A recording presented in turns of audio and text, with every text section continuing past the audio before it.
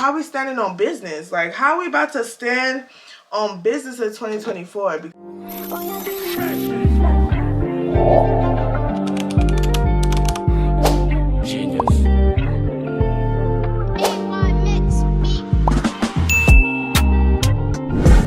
Hey guys, welcome back to my channel. Oh my goodness, we haven't done a chit chat, sit down, do my makeup in a very long time. So you already know I'm excited and I miss you guys already. Like, it's been long. You guys know that I am a content creator, influencer / designer. All of it is all stemmed from entrepreneurial, mindset, foundation. We all running our own businesses. If you're a content creator, influencer, you don't have a manager, you technically run your own business. If you are a designer that have a brand and have your own products, you obviously are entrepreneurs. We're standing on business. Like, how are we about to stand on business in 2024? Because I'm tired of people talking about I want to stand on business, but how does that look like? What are the practical things of how it looks like? You know what I mean? So this is how to be a boss, how to stand on business, how to elevate in 2024. I told you guys on this channel that if there's something that I learned that I feel like is definitely beneficial to my subscribers, I am definitely going to put you guys on. There's no gatekeeping on this channel. Y'all want to know information related to business that could help you, I will help you out.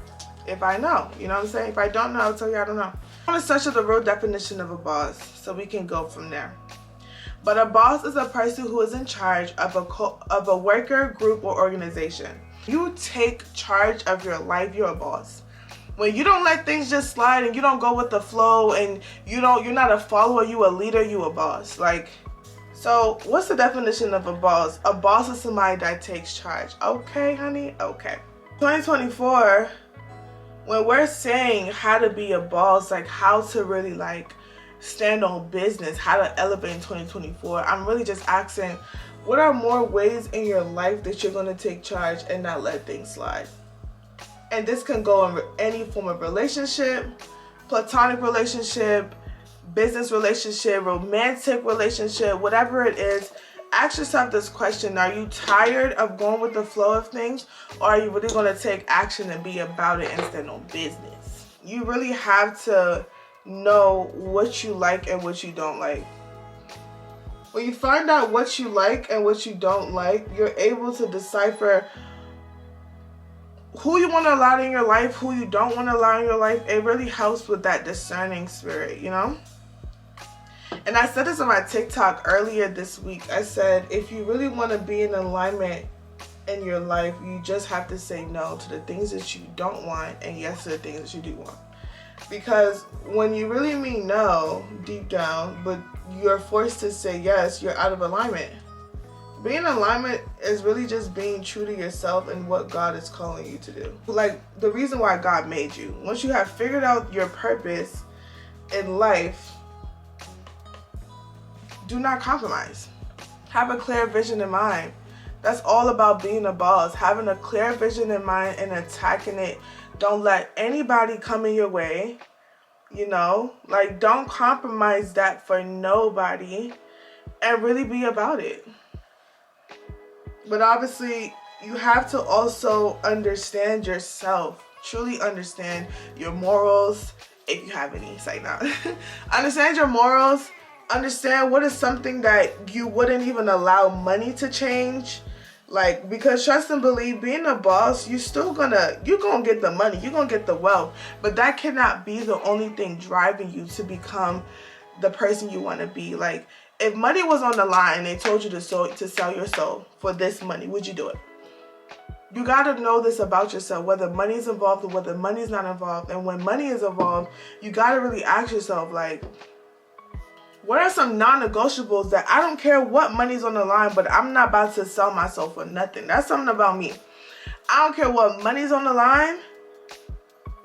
And me and my household and this body, I'm not selling my soul to nobody because I surrender to Jesus Christ. So just to keep it being and 100 with you guys, I just feel like those are things you need to know about yourself. Because if you don't know these things about yourself before certain opportunities are placed on the table, it will be hard for you to decipher and navigate the space and now you're in a sense of desperation and just making any form of decision, not understanding the consequences behind it. So to be a boss, you gotta know more of yourself. The more you know about yourself, the better that you could be a boss. Be intentional where you want to go. Be intentional where you put your yes to. It's not every place that someone invites you. It's not every friend that says they're a good person. It's not every opportunity that is a good play. How to stand on business. A lot of people want to have a business, but they don't want to do the work.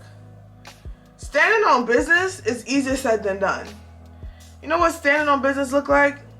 When a person isn't abiding to what they said they're going to abide to, you still got to keep a good composure. You still got to give customer service. For instance, if you have a restaurant and a customer comes in getting annoyed because of X, Y, and Z, you still got to stand on business. You still got to be a good restaurant. Like, you still have to put their needs first. Be a woman or a man of integrity. When you make your yes a yes and your no a no.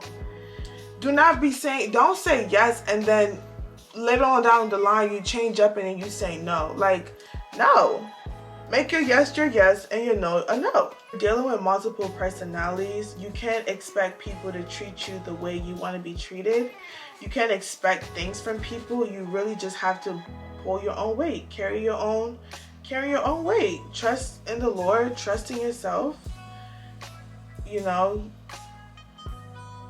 and don't move as if you don't have a God who fights for you.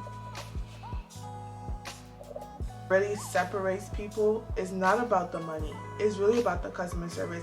People remember how you make them feel. How you make them feel. People remember that.